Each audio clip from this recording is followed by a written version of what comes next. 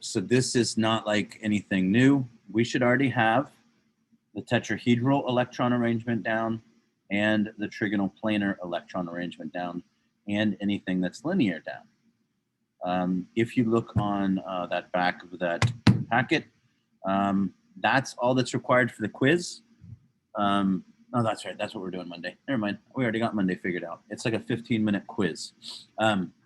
That's what was required for Monday's quiz of just a very small amount of questions. Basically, you need to determine the shape for like 6 things that are already drawn. And then you need to draw, I believe, 2 or 3 Lewis structures. I'll have to take a look at it. I think that the Lewis structures show ions, but they don't show resonance. I haven't had a chance to look at it yet, so I'll have to clarify that tomorrow. But resonance is not anything that's too difficult. Yeah, that's it. It'll take you 20 minutes Monday, done. Where was I? No. Normally we would have for that quiz, we would have all those memorized up to the tetrahedral arrangement. But again, I can't prevent you from using that sheet, and I'm not gonna watch you take these quizzes and stuff like that. So just keep that in mind. Friday, tomorrow, we will review bonding again. We'll work through review problems, and I'll put on the answers to the packet up to what we get to for this. All right, easy. This day might be a quick day, depending on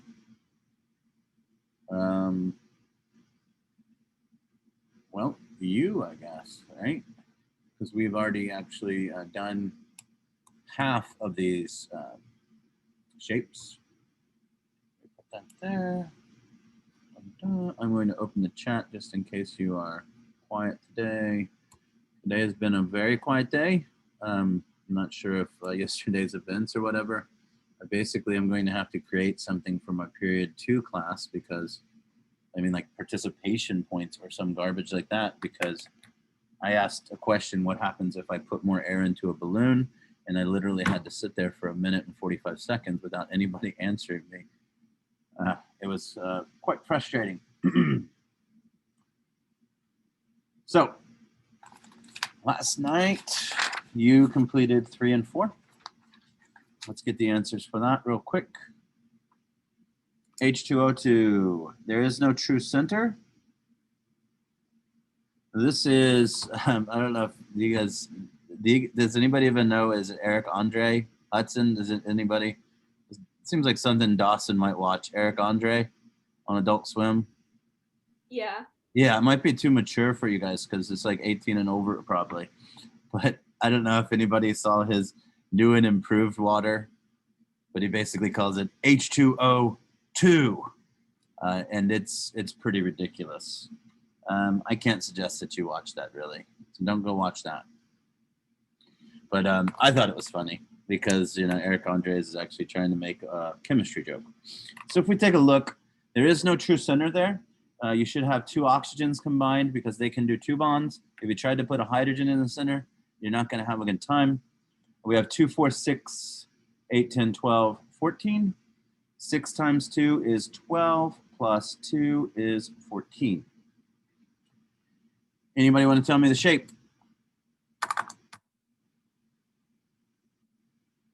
Is it angular? It is. If we take away this and we just look at those 3, we have an angular here. So that would be about 104.5. Or if we take away that one right there, we would have angular there. Very good, very good. A C3H8. Mr. Jeff, Yeah. how did you know to set it up like that?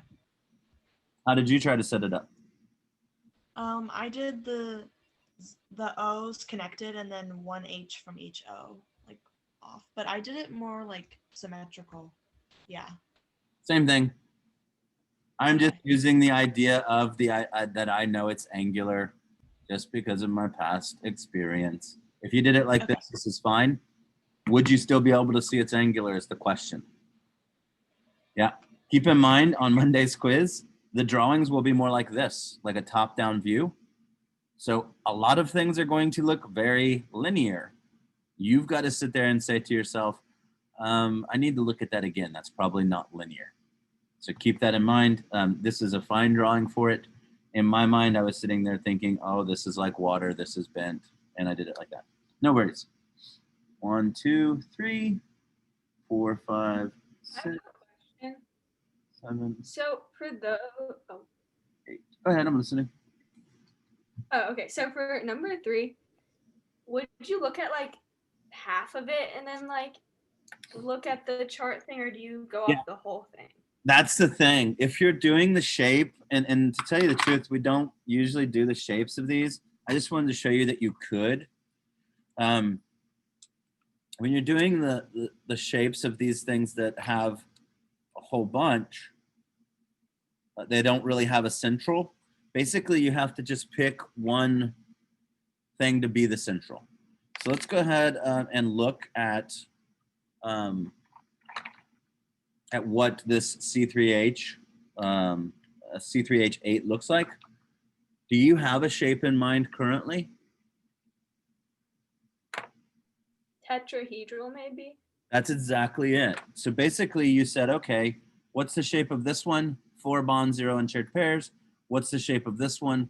4 bonds, 0 unshared pairs. What's the shape of this one? 4 bonds, 0 unshared pairs. I'm assuming. And that allowed you to sit there and say, okay, so this is actually having like a tetrahedral moment or whatnot. Even though we don't truly have a central atom, that could be seen as being tetrahedral. Well, let's take a look at what it looks like if we have it all put together. So remember, a basic tetrahedral was like this right here. Any way you put it, there was always one sticking up. If we put all of these together, we get something like this. And that's exactly what we see each time if we break off little chunks of it. That's a tetrahedral, that's a tetrahedral, and that's a tetrahedral. So there we go. And I call this one giraffe, or well, the neck might be long enough for a giraffe, but like a donkey maybe or something. Looks kind of cool. If you play, do you ever play that one with the girl with the bow and arrow, Hudson? Which one? The girl with the bow and arrow. Oh, there's a bunch of them in Horizon. Tomb Raider. She fights dinosaurs. Yeah, that one. I played that one. That game's awesome. It looks like one of those things. I But think they're making a tall neck. What is it? Horizon's what's it called? Horizon something? Horizon. Arc. Yeah. That game is amazing. For this one, C4H10. Whoa, voice cracked a little bit. Finally. No. 1, 2, 3, 4, 5, 6, 7, 8, 9, 10. If we take a look there, that's one isomer. That would be butane. Again, I think we're kind of hitting this now. 4 bonds, 1 unshared, 0 unshared pairs, 4 bonds, 0. So it's a bunch of tetrahedrals put together. If we do the other way, here I have a chain of 3, and then I have one coming off the middle of that chain. I still have 3, 4, 5, 6, 7, 8, 9, 10 H's showing. So we're still there. Does that change the arrangement at all?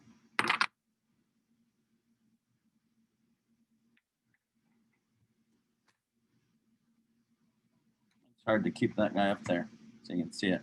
Maybe that'll work. Oh, it stinks. Does it change the range, the shape?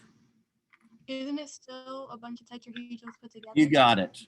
When we talk about shapes of these, the way we would think about that is we would think about it as being, what's the best way to say it? Focusing on the angles. Because all the angles there are what we call the 109.5s. So let's try something here. 1, 2, 3.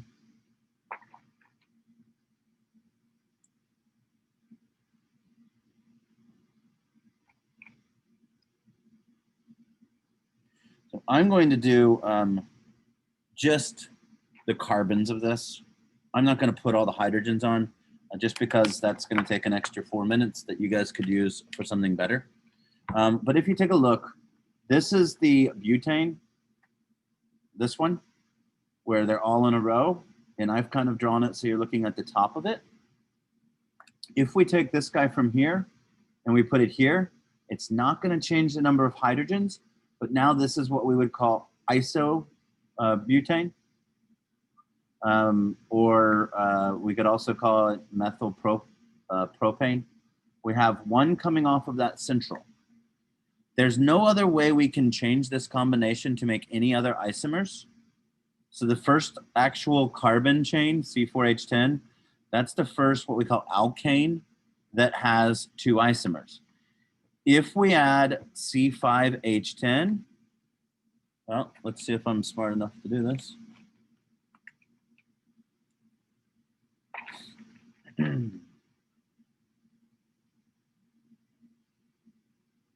This would be the longest chain of that, 5 carbons.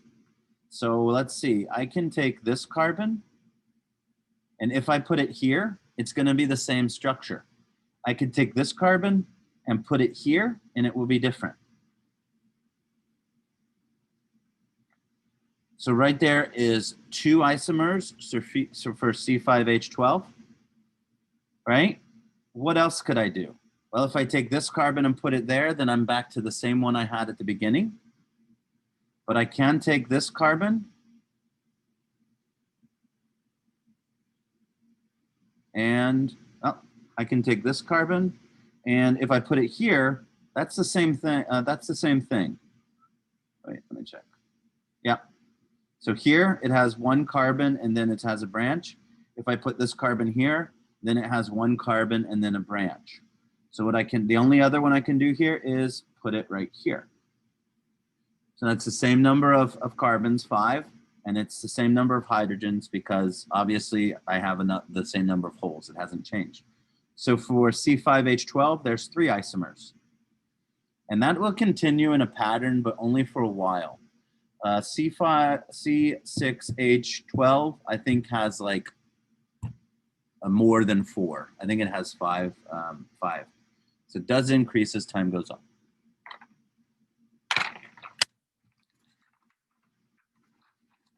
All right, here we've got this one.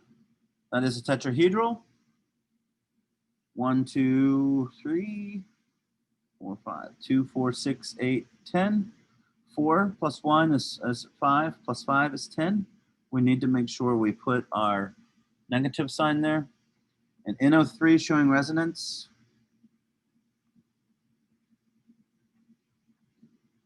2, 4, 6, 8, 10, 12, 14, 16, 18, 20, 22, 24. 6 plus 18 is 24.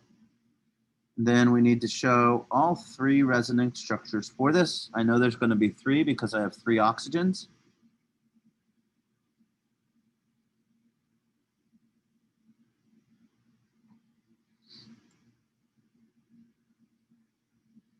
Remember that none of these structures actually exist for any given amount of time, but it's kind of a combination of all of them. We said it's like a hot potato being passed around.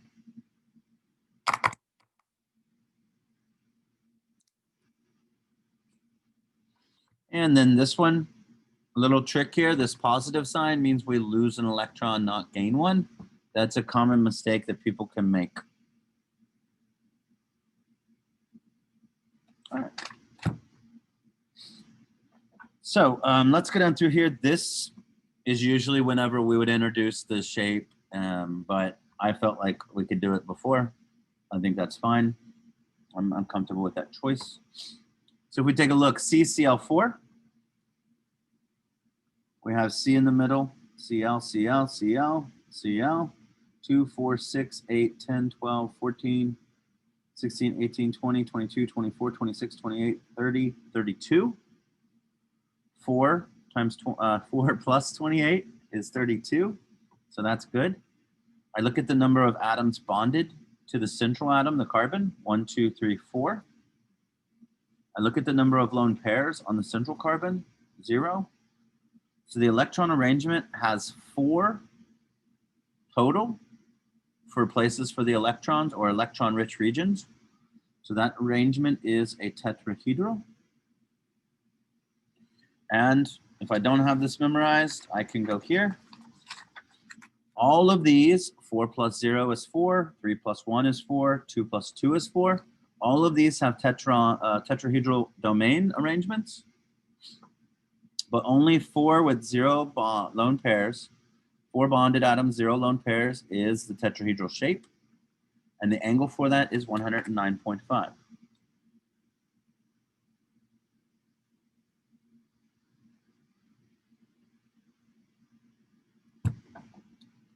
Boom. Let us try here. ASH3.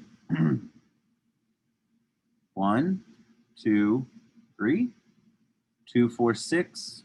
That's 5 plus 3, which is 8. 2, 4, 6, 8. We have 3 bonded atoms, 1 unshared pair. So 3 plus 1 is 4. So the arrangement is tetrahedral. I'm sure that says tetrahedral. And then remember, we had 3 bonded atoms, 1 unshared pair. So the shape of that is trigonal pyramidal. And the angle there is 107. While we're here, 2 and 2 is bent or angular. We took out the 109.5 with the more accurate 104.5 angle. We'll take out the 119 and get the more generic 120 angle. Just the reason we're doing this is because we used to memorize all these, and that's the way I did it back then. So anything that is trigonal planar is 120, that's good enough.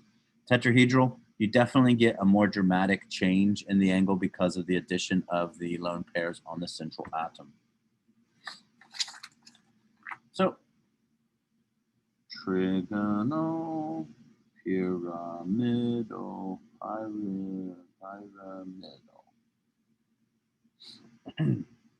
107. Here we have SC in the middle, selenium, H, H. 6 plus 2 is 8. This looks quite linear, but if we take a look, we have 2 bonded atoms and 2 unshared pairs.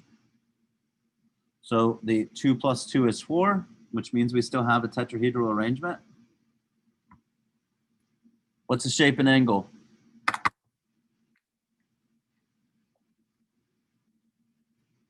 Angular and 104.5 degrees. Very good. Angular or bent. 104.5 degrees. This says this is 456 page. That means that we went over the exception for BE yesterday, right? Yeah. And we went over the exception for boron yesterday. Cool. I think you can get the shape of BE. And just to help you out, like there are no lone pairs here. So these will be away from each other as much as they can. So that's going to be, actually, let's just do it. 2 bonds, 0 unshared pairs. That's going to be linear. Can anybody give me the angle for linear? 180. 180 is correct. Good. 5, 6, 7, 9, 10, 11, 12, 13, 14. Did I assign this for homework last night? I don't think I did I? Yeah, let's assign this for homework. Get through all of those. I'll post the answers for those tomorrow. We'll review with some of these for Monday's quiz tomorrow. And then I will show you some fun stuff. Like, for example, this guy. Let's do this one real quick together. XEF4, who's in the center?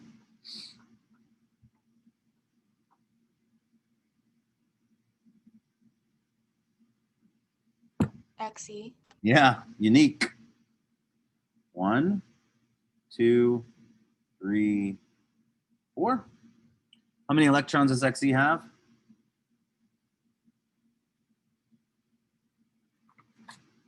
8. 8. Xe is in group 8, so it has 8 valence electrons. Each fluorine has 7. 7 times 4 is 28, plus 8 is 36.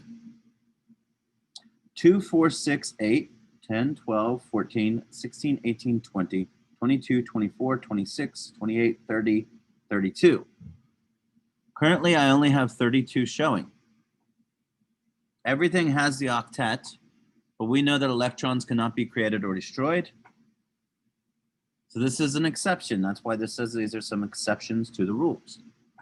If I have extra electrons, they go on the central atom. So xenon here gets 2, 4, 6, 8, 10, 12. Xenon can do that because remember the octet rule is based on an S and P sublevels.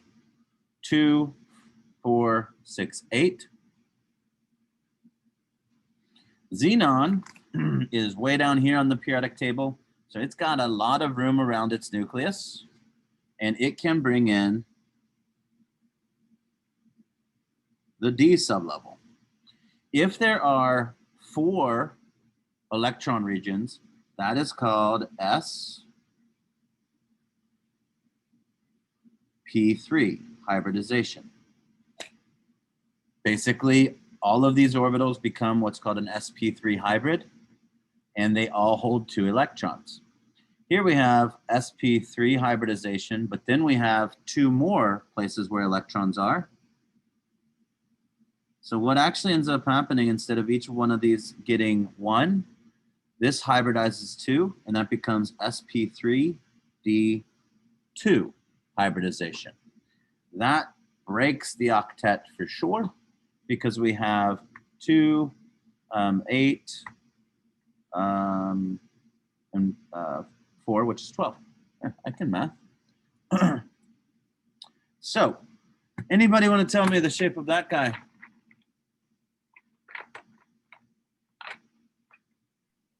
Is it octahedral square planar? Very good. Who said it? Coco. Nice, Coco. So we have octahedral arrangement because there are electrons in 1, 2, 3, 4, 5, 6 places. S, P3, D2, 6 places. Square planar. Does it look like a square? Sure. Is it a plane? Yeah. What makes it square and planar? Well, on top of here and on bottom of here are lone pairs of electrons, which means it flattens those guys out. It flattens them out. Let's try one more. ClF5, who's in the center? Chlorine. Chlorine is correct. 1, 2, 3, 4, 5. 2, 4, 6, 8, 10. So I have 10. This is 7 times 6, which is 42. 10, 12, 14, 16, 18, 20, 22, 24, 26, 28, 30, 32, 34, 36, 38, 40, 42. I'm going to do another count just to make sure. 2, 4, 6, 8, 10, 12, 14, 16, 18, 20, 22, 24, 26, 28, 30, 32, 34, 36, 38, 40, 42. I'm comfortable with that now. Anybody want to tell me what this is? S, P1, P2, P3, SP3, D2. Square pyramidal. Good. If it is SP3D2, if I count these up, S, P1, P2, P3, D1, D2, it's still octahedral arrangement. Anything that's SP3 is tetrahedral arrangement.